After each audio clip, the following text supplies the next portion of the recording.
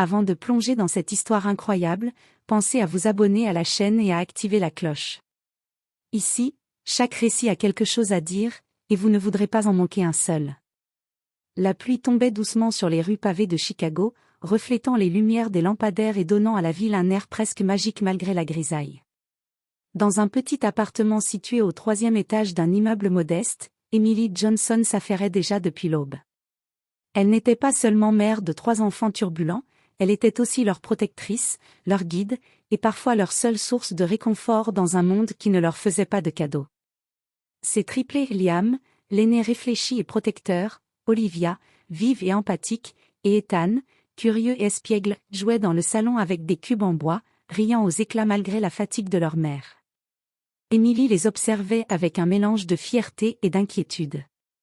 Chaque geste, chaque sourire de ses enfants était pour elle une raison de continuer, malgré les factures impayées et les nuits sans sommeil. Ce jour-là, Emily avait promis aux enfants une promenade à l'épicerie pour acheter quelques friandises, un petit moment de légèreté dans leur vie souvent dure. Mais personne ne se doutait que cette simple sortie allait bouleverser leur destin. À quelques rues de là, sous la pluie, un homme avançait d'un pas hésitant. Ses vêtements étaient chers, impeccables, mais son regard était celui d'un homme perdu, presque vulnérable. Il s'appelait Alexander Bennett, un milliardaire discret, connu pour ses investissements et sa philanthropie, mais qui, ce jour-là, préférait observer le monde sous un autre angle, incognito. Quand il trébucha sur un pavé glissant, ses documents s'éparpillèrent dans la boue. Et c'est là que les triplés apparurent, comme par magie. Liam ramassa les papiers avec délicatesse, Olivia lui tendit son parapluie pour éviter qu'il ne soit trempé, et Ethan, sans un mot, guida Alexander à l'abri sous un porche.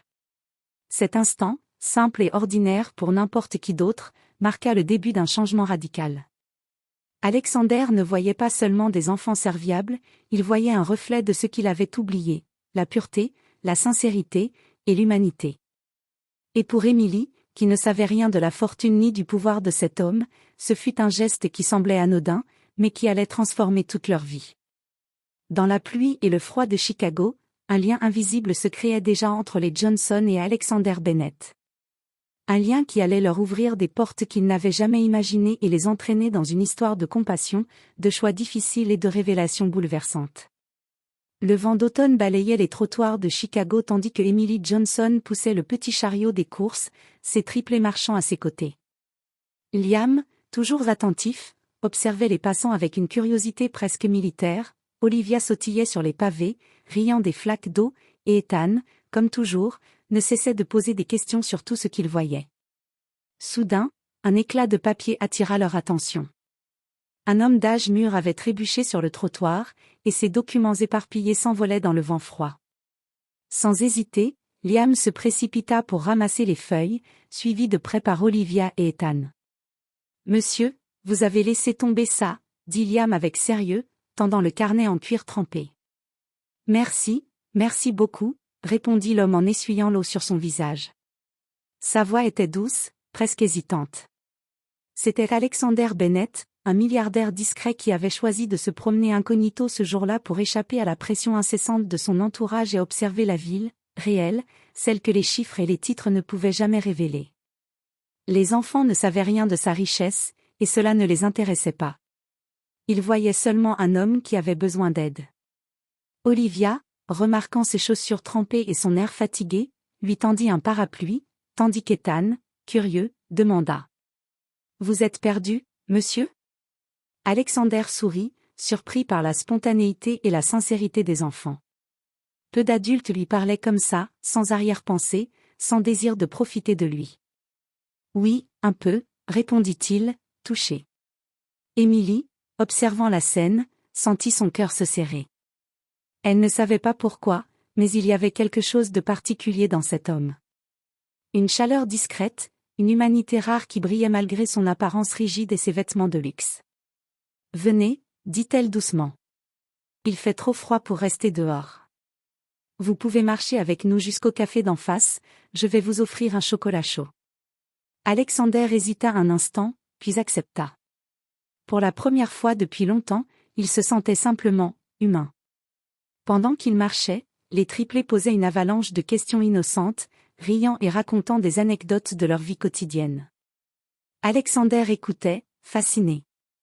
Il n'avait jamais entendu de tels récits, pleins de naïveté, mais d'une honnêteté désarmante.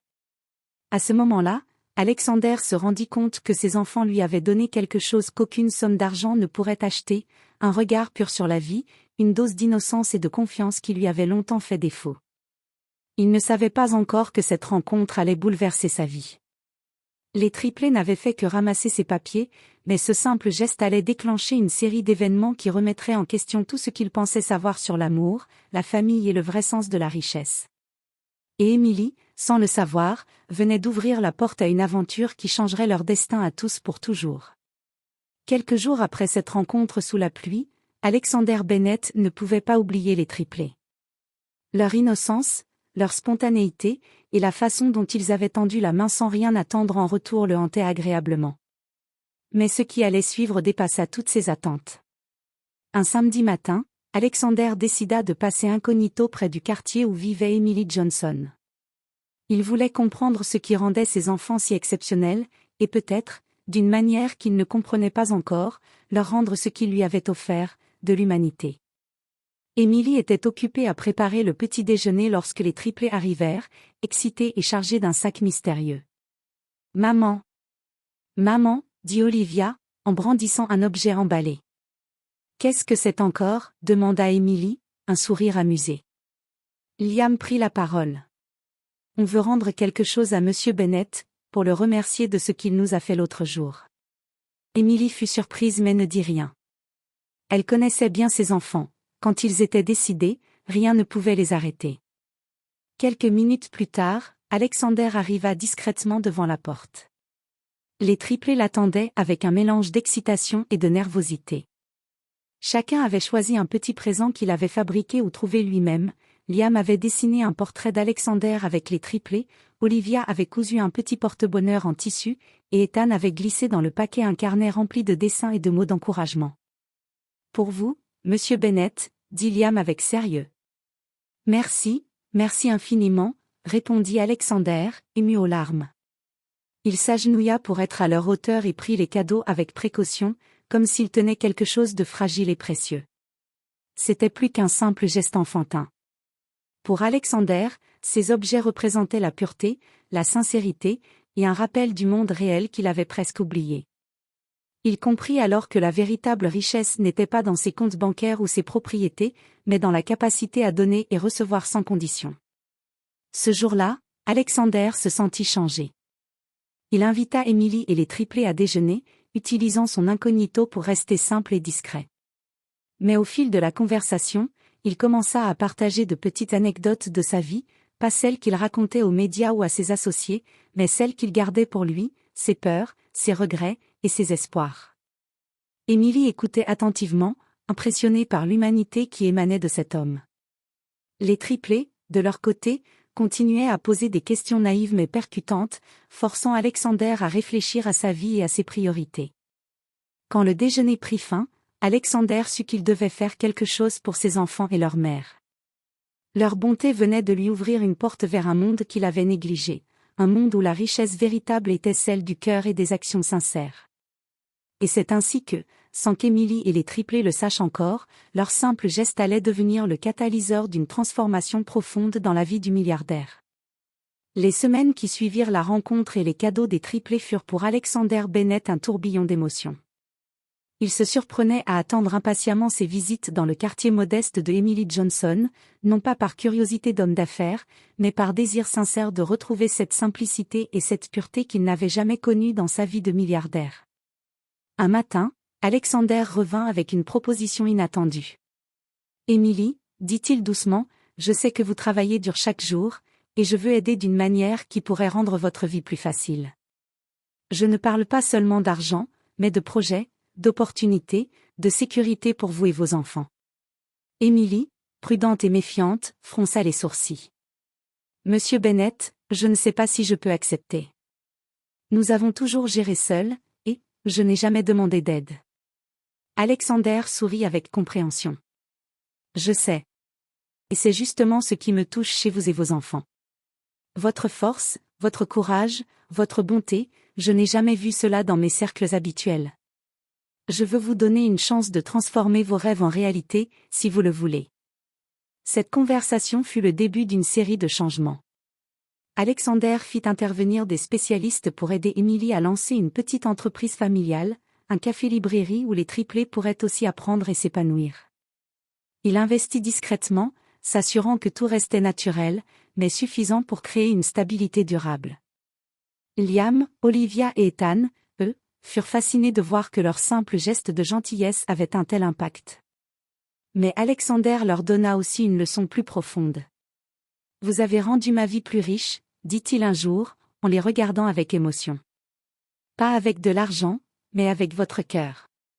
Vous m'avez rappelé que l'humanité, la gentillesse et l'attention aux autres valent plus que toutes les fortunes du monde. » Les triplés, fiers et émus, comprirent alors qu'ils avaient non seulement aidé un homme, mais aussi transformé la manière dont ils voyaient la vie.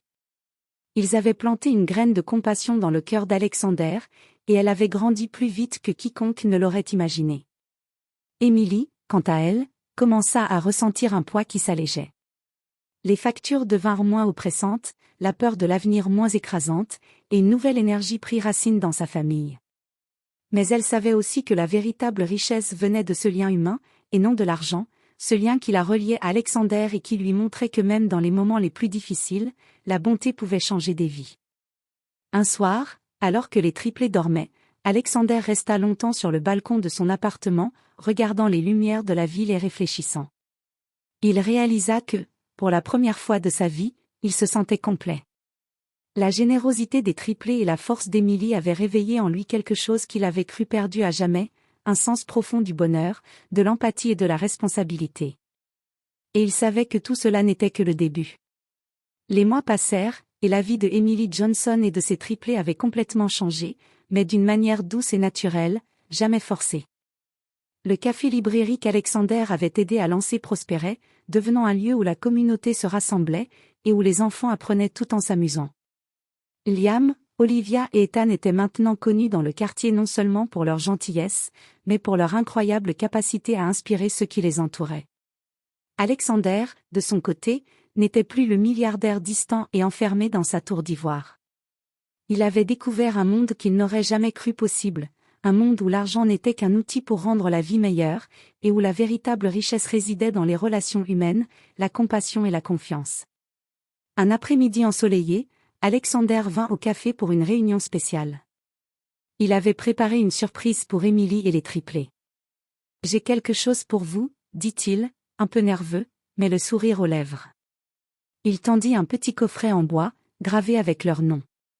À l'intérieur, il y avait des billets pour un voyage en famille, mais pas n'importe lequel, un séjour éducatif dans plusieurs villes des États-Unis, où les triplés pourraient découvrir l'histoire, la science et l'art, accompagnés de mentors. Emily, émue aux larmes, prit la main d'Alexander. « Vous n'aviez pas besoin de faire tout cela. »« Mais j'ai voulu, » répondit-il simplement. « Vous m'avez donné quelque chose que je n'avais jamais eu, une leçon d'humanité. Et je veux vous rendre tout ce que vous m'avez offert, et bien plus encore. » Les triplés sautillèrent d'excitation, riant et criant, tandis qu'Alexander les regardait avec fierté. Il savait que ce qui lui avait donné leur sincérité, leur bonté et leur générosité spontanée avaient changé sa vie de manière irréversible. Cette nuit-là, Alexander se retrouva dans son appartement, regardant la ville scintiller sous les lumières. Il pensa à la pluie, à ce premier moment où les triplés avaient ramassé ses papiers, et il sut qu'il n'oublierait jamais cette leçon.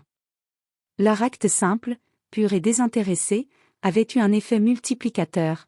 Il avait transformé sa vision du monde, sa manière d'aimer et de donner.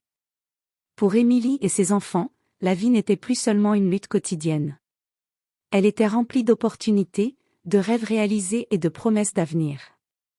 Mais la plus grande richesse n'était pas dans l'argent ou les cadeaux, elle était dans le lien invisible tissé entre eux et Alexander, un lien de gratitude, de respect et d'amour.